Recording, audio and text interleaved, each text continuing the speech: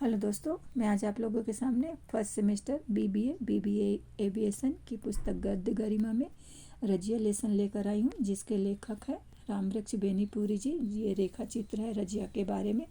तो चलिए दोस्तों, सबसे पहले हम रजिया रामवृक्ष बेनीपुरी जी का जीवन परिचय जान लेते हैं। तो रामवृक्ष बेनीपुरी जी का जन्म है 23 दिसंबर 1899 में मुजफ्फरपुर जिला है, वहाँ पे बेनीपुर गांव है, वहाँ पे हुआ था और इनका नाम बेनीपुरी है। और ये एक राजनीतिक पुरुष थे और पक्के देशभक्त थे। और इनका जो निधन है 7 सितंबर 1968 को हुआ है। और इनकी जो मतलब रचनाएं हैं, चीता के फूल, शब्द चित्र संग्रह, लाल तारा, पैरों में पंख बांधकर उड़ते चलो। तो चलिए दोस्तों, हम आगे देखते हैं कि रजिया में लेखक क्या बताना चाहते हैं। तो रजिया में है, यहाँ पे रजिया के बारे में बताते हैं कि कानों में चांदी की बालियाँ, गले में चांदी का हैकल, हाथों में चांदी के कंगन और पैरों में चांदी की गोड़ाई, भर बाएँ की बूटेदार कमीज पहने, काली साड़ी के छोर को गले में लपेटे, गोरे चेहरे पर लटकते हुए बालों को संभालने से परेशान वह छोटी सी लड़की जो उस दिन मेरे सामने आकर खड़ी हो गई थी। अपने बचपन की उस रजिया की स्मृति ताज़ा हो गई जब मैं अभी उस दिन अचानक उसके गांव में जा पहुंचा था। तो यहाँ पे आगे जो लेखक बच्चे थे उसके बारे में बता रहे हैं कि कैसे थे। तो हाँ, यह मेरे बचपन की बात है। मैं कसाई खाने से रस्सी तुड़ाकर भागे हुए बछड़े की तरह उछलता हुआ अभी स्कूल से आया और बरामदे की चौकी पर अपना बस्ता सलेट पटक कर मौसी से छठ में पके ठेकुए लेकर उसे कुतर कर खाता हुआ ढेकी पर झूला झूलने का मजा पूरा करना चाह रहा था कि उधर से आवाज़ आई, देखना बबुआ का खाना छू मत देना। और उसी आवाज़ के साथ मैंने देखा, पर यह अजीब रूप रंग की लड़की मुझसे 2-3 गज आगे खड़ी हो गई। मेरे लिए यह रूप रंग सचमुच अजीब था। ठेठ हिंदुओं की बस्ती है मेरी, और मुझे मेले पेटिये में अधिक जाने नहीं दिया जाता था, क्योंकि सुना बचपन में ही एक मेले में खो गया था। मुझे कोई ओघड़ लिए जा रहा था कि गांव की एक लड़की की नज़र पड़ी और मेरा उद्धार हुआ। मैं माँ बाप का इकलौता माँ चल बसी थी, इसलिए उनकी एकमात्र धरोहर को मौसी आंखों में जुगोकर रखती थी। मेरे गांव में इतनी भी लड़कियों की कमी नहीं थी, किंतु ना उनकी यह वेशभूषा, ना यह रूप रंग। मेरे गांव की लड़कियां कानों में बालियां कहाँ डालती हैं। भरबाएँ की कमीज पहनने भी उन्हें कभी नहीं देखा। और गोरे चेहरे तो मिले, किंतु उसकी आंखों में एक अजीब किस्म का नीलापन दिखता, वह कहाँ। और समूचे चेहरे की काट भी कुछ निराली जरूर थी। तभी तो मैं उसे एकटक घूरने लगा। सो यहाँ पे आगे बताते हैं लेखक की यह बोली थी रजिया की माँ, जिसे प्रायः ही अपने गांव में चूड़ियों की खांचियाँ लेकर आते देखता आया था। वह मेरे आंगन में चूड़ियों को बाजार पसार कर बैठी थी और कितनी बहुएं बेटियां उसे घेरे हुए थी। मुंह से भावताव करती और हाथ से खरीदारों के हाथ में चूड़ियाँ चढ़ाती। वह सौदे पटाई जा रही थी। अब तक उसे अकेले ही आते जाते देखा था। हाँ, कभी कभी उसके पीछे कोई मर्द होता जो चूड़ियों की खांचियाँ ढोता, पर यह बच्ची आज पहली बार आई थी और ना जाने किस बाल सुलभ उत्सुकता ने उसे मेरी ओर खींच लिया था। शायद वह यह भी नहीं जानती थी कि किसी के हाथ का खाना और किसी के निकट पहुंचने से ही नहीं छू जाता। माँ जब अचानक चीख उठी तो वह ठिठकी सहमी, उसके पैर तो वहीं बन गए, किंतु वह ठिठक ने उसे मेरे बहुत निकट ला दिया, इसमें संदेह नहीं। तो मेरी मौसी झट उठी, घर में गई और 2 ठेकुए और एक कसार लेकर उसके हाथों में रख दिया। वह लेती नहीं थी, किंतु अपनी माँ के आग्रह पर हाथ में रख तो लिया, किंतु मुंह से नहीं लगाया।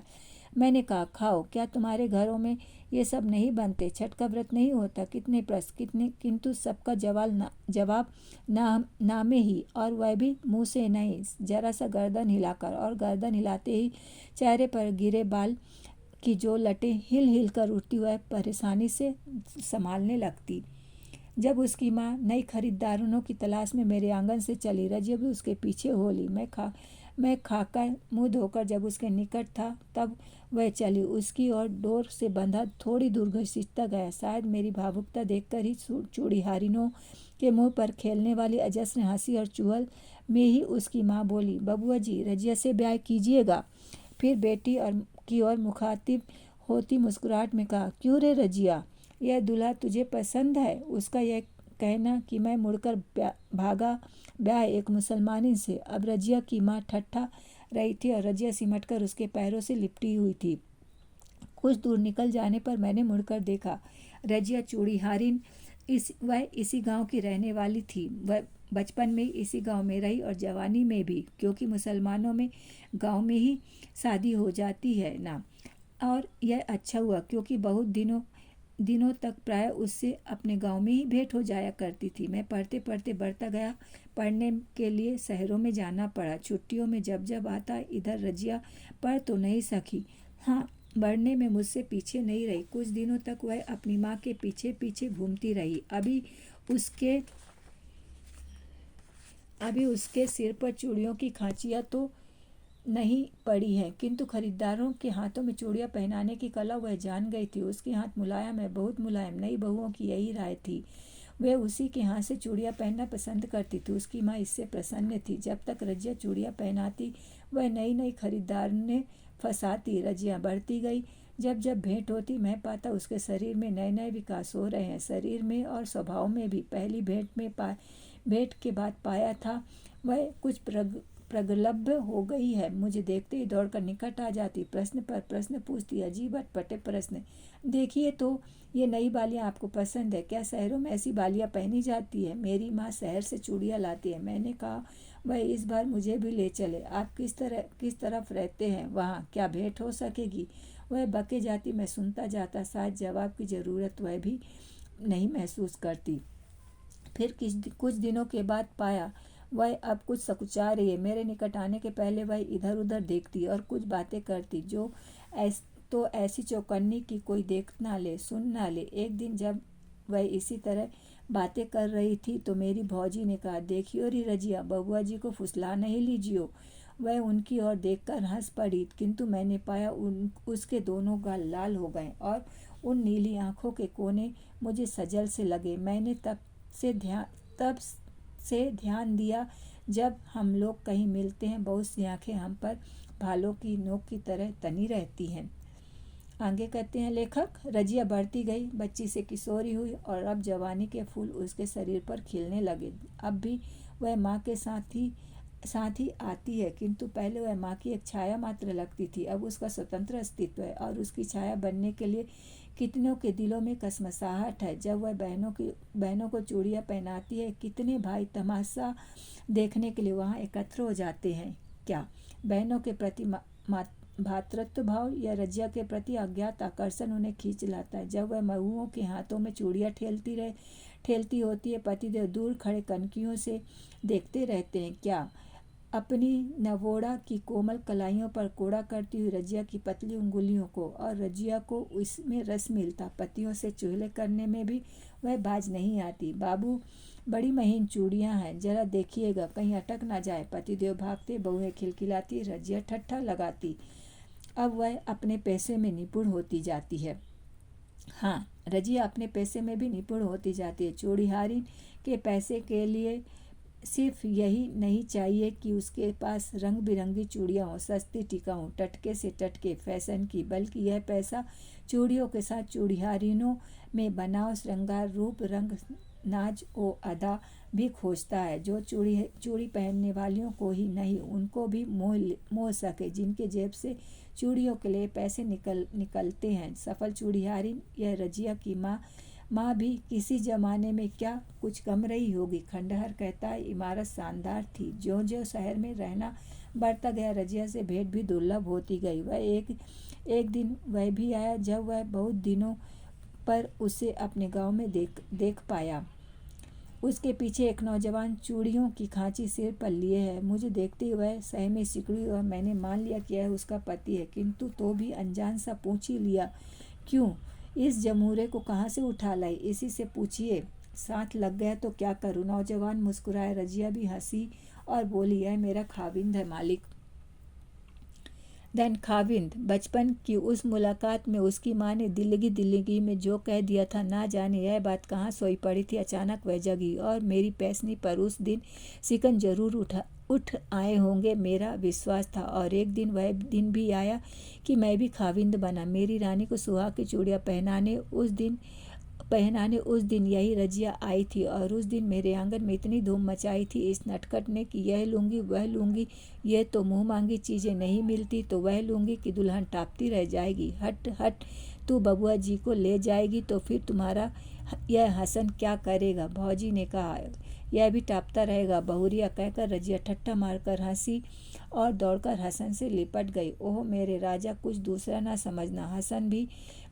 हसन भी हंस पड़ा। रजिया अपनी प्रेम कथा सुनाने लगी कि किस तरह वह हसन उसके पीछे पड़ा, किस तरह झंझटें आई, फिर किस तरह शादी हुई, वह आज भी किस तरह छाया सा उसके पीछे घूमता है, ना जाने कौन सा डर लगा रहता है इसे। और फिर मेरी रानी की कलाई पकड़कर बोली, मालिक भी तुम्हारे पीछे इसी तरह छाया की तरह डोलते रहे दुल्हन। सारा आंगन हंसी से भर गया और उस हंसी में रजिया के कानों की बालियों ने अजीब चमक भर दी। मुझे ऐसा लगा जीवन करत खुरदुरे पथ पर बढ़ता गया। मेरा भी रजिया का भी। इसका पता उस दिन चला जब मैं बहुत दिनों पर उससे अचानक पटना में भेंट हुई। यह अचानक भेंट तो थी ही, किंतु क्या इसे भेंट कहा जाए? मैं अब ज़्यादातर घर से दूर दूर ही रहता था। कभी एक आध दिन के लिए घर गया तो शाम को गया, सुबह भागा। तरह तरह की जिम्मेदारियां, तरह तरह के जंजाल। इन दिनों पटना में था। यूं कहीं पटना सिटी में एक छोटे से अखबार में था, पीर बावर्ची भिश्ती की तरह। यूं जो लोग समझते हैं कि मैं संपादक हूँ, उन दिनों ना इतने अखबार थे ना इतने संपादक, इसलिए मेरी बड़ी कदर थी, यह मैं जानता था। तब कभी दफ्तर से निकलता देखता कि लोग मेरी और उंगली उठाकर फुसफुसा रहे हैं। लोगों का मुझ पर यह ध्यान, मुझे अपनी पद प्रतिष्ठा का ख्याल रखना पड़ता था। एक दिन मैं चौक के एक सुप्रसिद्ध पान वाले की दुकान पर पान खा रहा था। मेरे साथ मेरे कुछ प्रशंसक युवक थे। एक दो बुजुर्ग भी आकर खड़े हो गए। हम पान खा रहे थे और कुछ चहले भी चल रही थी कि बच्चा आया और बोला, बाबू वह औरत आपको बुला रही है। औरत बुला रही है? चौक पर मैं चौक पड़ा। युवकों में थोड़ी हलचल, बुजुर्गों के चेहरे पर रहस्यमयी मुस्कान भी मुझसे छिपी नहीं रही। औरत कौन? मेरे चेहरे पर गुस्सा। वह लड़का सिर पिटाकर भाग गया। देन पान खाकर जब लोग इधर उधर चले, अचानक पाता हूँ मेरे पैर उसी ओर उठ रहे हैं जिस और उस बच्चे ने उंगली से इशारा किया था। थोड़ी दूर आगे बढ़कर पीछे देखा। परिचितों में से कोई देख तो नहीं रहा, किंतु इस चौक की शाम की रूमानी फिजा में किसी को किसी की ओर देखने की कहाँ फुर्सत है। मैं आगे बढ़ता गया और वहाँ पहुँचा जहाँ उससे पूरा वह पीपल का पेड़ था। वहाँ पहुँच ही रहा था कि देखा कि पेड़ के नीचे चबूतरे की तरफ एक स्त्री बड़ी आ रही है और निकट पहुँचकर यह कह उठी, सलाम मालिक। धक्का सा लगा, किंतु पहचानते देर नहीं लगी। उसने ज्यों ही सिर उठाया, चांदी की बालियां चमक उठी। रजिया यहाँ कैसे? मुंह से निकल पड़ा,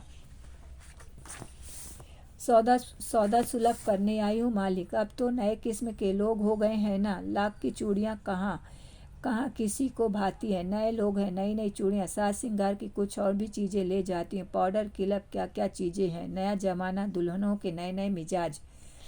फिर जरा सा रुक कर बोली, सुना है आप यहाँ रहते हो मालिक, मैं तो अक्सर आया करती हूँ। और यह जब तक पूछे कि अकेली हो या कि अर्धवयस्क आदमी ने आकर सलाम किया। यह हसन था, लंबी लंबी दाढ़ियाँ, 5 हाथ का लंबा आदमी, लंबा और मुस्टंडा। देखिए मालिक, यह आज भी मेरा पीछा नहीं छोड़ता।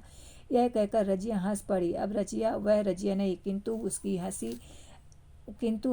हंसी नहीं थी, वह हंसी वही चुहल इधर उधर की बहुत सी बातें करती रही और ना जाने कब तक जारी रहती कि मुझे याद आया कि मैं कहाँ खड़ा हूँ और अब मैं कौन हूँ और कोई देख न ले। किंतु वह फुर्सत दे तब ना, जब मैंने जाने की बात की। हसन की ओर देखकर बोली, क्या देखते हो, जरा पान भी तो लाओ, मालिक को खिलाओ।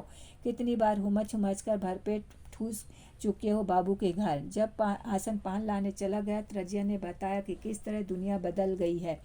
अब तो ऐसे भी गांव है जहाँ के हिंदू मुसलमानों के हाथ से सौदे भी नहीं खरीदते। अब हिंदू चूड़िहारी नहीं है, हिंदू दर्जी है। इसलिए रजिया और जैसे खानदानी पैसे वालों की बड़ी दिक्कत हो गई। किंतु रजिया ने यह खुशखबरी सुनाई कि मेरे गांव में यह पागलपन नहीं है और मेरी रानी तो सिवा रजिया के किसी दूसरे के हाथ से चूड़ियाँ लेती भी नहीं है। हसन का लाया पान खाकर जब मैं चलने को तैयार हुआ, वह पूछने लगी, तुम्हारा डेरा कहाँ है? मैं बड़े पासोपेश में पड़ा। डरिए मत मालिक, अकेले नहीं आऊँगी। यह भी रहेगा क्यों मेरे राजा। यह कहकर वह हसन से लिपट पड़ी। पगली पगली है शहर। यूं हसन ने हंसते हुए बाहें छुड़ाई और बोला, बाबू बाल बच्चों वाली हो गई है, किंतु इसका बचपना नहीं गया। और दूसरे दिन पाता हूँ कि रजिया मेरे डेरे पर हाजिर है। मालिक ये चूड़ियाँ रानी के लिए कहकर मेरे हाथों में चूड़ियाँ रख दी। मैंने कहा, तुम तो घर जाती रहती हो, लेते जाओ, वहीं दे देना। नहीं मालिक, एक बार आप अपने हाथ में पहनाइए, देखिए। वह खिलखिला पड़ी। और जब मैंने कहा कि अब इस उम्र में, तो वह हसन की ओर देखकर बोले, पूछिए इससे, आज तक मुझे यही चूड़ियाँ पहनाता है या नहीं। और जब हसन कुछ शर्माया, वह बोली, घाघ है मालिक, घाघ। कैसा मुंह बनाकर इस समय, लेकिन जब हाथ में हाथ लेता ठठाकर हंस पड़ती, इतने जोर से कि मैं चौंक कर चारों तरफ देखने लगा। हाँ, अचानक उस दिन उसके गांव पहुंच गया। चुनाव का चक्कर था, जहां ना ले जाए, जिस औघड़ घाट पर ना खड़ा कर दे। नाक में पेट्रोल के धुएं की गंध, कान में साए साए की आवाज़, चेहरे पर गरद गुबार का अंबार, परेशान बदहवास। किंतु उस गांव में ज्यों ही मेरी जीभ घुसी, मैं एक खास किस्म की भावना से अभिभूत हो गया। यह रजिया का गांव है, यहाँ रजिया रहती है। किंतु क्या आज मैं यहाँ यह पूछ सकता हूँ कि यहाँ कोई रजिया नाम की चूड़ियारिन रहती है या नहीं। हसन का नाम लेने में शर्म लगती थी। मैं वहाँ नेता बनकर गया था। मेरी जय जयकार हो रही थी। कुछ लोग मुझे घेरे खड़े थे। जिसके दरवाजे पर जाकर पान खाऊंगा, वह अपने आप को बड़भागी समझेगा। जिससे दो बातें कर लूँगा, वह स्वयं चर्चा का विषय बन जाएगा। इस समय मुझे कुछ ऊंचाई पर ही रहना था। जीप से उतरकर लोगों से बातें कर रहा था, या यूं कहिए कि कल्पना के पहाड़ पर खड़े होकर एक आने वाले स्वर्ण युग का संदेश लोगों को सुना रहा था। किंतु दिमाग में कुछ गुत्थियां उलझी हुई थी। जीभ अभ्यास बस एक काम किए जा रही थी। अंतर्मन कुछ ही ताना माना बुन रहा था। दोनों में कोई तारतम्य न था, किंतु इससे किसी एक की गति में भी क्या बाधा डाली जा सकती थी कि अचानक लो, यह क्या, वह रजिया चली आ रही है। रजिया, वह बच्ची, अरे रजिया फिर बच्ची हो गई। कानों में वे ही बालियां, गोरे चेहरे पर वे ही नीली आंखें, भर बाएं की कमीज, और वे ही कुछ लटे जिन्हें संभालती बढ़ी आ रही है। बीच में 40-45 साल का व्यवधान। अरे मैं सपना तो नहीं देख रहा। दिन में सपना। वह आती है जबरन, ऐसी भीड़ में घुसकर मेरे निकट पहुंचती है, सलाम करती है और मेरा हाथ पकड़कर कहती है, चलिए मालिक मेरे घर। मैं भौचक्का। कुछ सूझ नहीं रहा था, कुछ समझ में नहीं आ रहा था। लोग मुस्कुरा रहे थे। नेताजी, आज आपकी कलाई खुलकर रहेगी। नहीं, यह सपना है कि कानों में सुनाई पड़ा। कोई कह रहा है कि कैसी शोक लड़की है। दूसरा बोला, ठीक अपनी दादी की जैसी। और तीसरे ने मेरे होश की दवा दी। यह रजिया की पोती है बाबू, बेचारी बीमार पड़ी है। आपकी चर्चा अक्सर किया करती है, बड़ी तारीफ करती है। बाबू फुर्सत हो तो जरा देख लीजिएगा ना, जाने बेचारी जीती है या। मैं रजिया के आंगन में खड़ा हूँ। ये छोटे छोटे साफ सुथरे घर, यह लिपा पुता चिक्कन दूर दूर आंगन, भरी पूरी गृहस्थी, मेहनत और दयानत की देश। हसन चल बसा, किंतु अपने पीछे 3 हसन छोड़ गया। बड़ा बेटा कलकत्ता कमाता, मजली पुश्तैनी पैसे में लगा हुआ, छोटा शहर में पढ़ रहा। यह बच्ची बड़े बेटे की बेटी है। दादा का सिर पोते में और दादी का चेहरा पोती में। बहू रजिया, यह दूसरी रजिया मेरी उंगली पकड़े पुकार रही थी, दादी, ओह दादी, घर से निकल, मालिक दादा आ गए। किंतु पहली वह रजिया निकल नहीं रही थी। कैसे निकले? बीमारी के मैले कुचैले कपड़े में मेरे सामने कैसे आवे? रजिया ने अपनी पोती को भेज दिया, किंतु उसे विश्वास न हुआ कि हवा गाड़ी पर आने वाला नेता अब उसके घर तक आने की तकलीफ कर सकेंगे। और जब सुना मैं आ रहा हूँ, तो बहुओं से कहा, जरा मेरे कपड़े बदल दो, मालिक से कितने दिनों पर भेंट हो रही है। उसकी दोनों पतोहें उसे सहारा देकर आंगन में ले आई।